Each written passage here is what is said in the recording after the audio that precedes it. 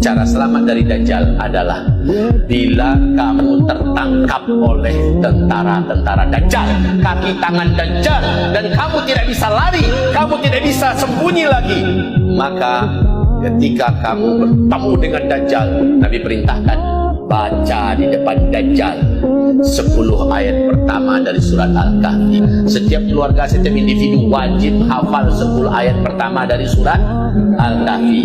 Atau kata Rasulullah, boleh 10 ayat penutup dari surat Al-Kahfi, boleh pilih yang di pertama atau pilih yang 10 terakhir, tidak apa-apa.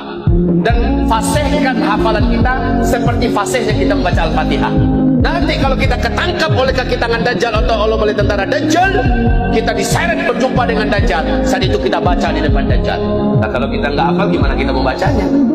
Kan nggak mungkin kan kita bawa Quran kemana-mana. Pas ketangkap nanti di depan Dajjal, Tuan Dajjal tunggu dulu, bukan. Nggak sempat, udah keburuan masuk hipnotis Dajjal, udah keburuan duluan masuk sihir Dajjal, jadi harus hafal, dan hafalnya mesti lancar. Dampaknya kata Rasulullah, sihir Dajjal tak akan tembus ke orang ini, dan orang ini Allah izinkan bisa membaca tulisan Ka, Fa, Ro di jidat Dajjal, di antara dua alisnya tertulis di sini.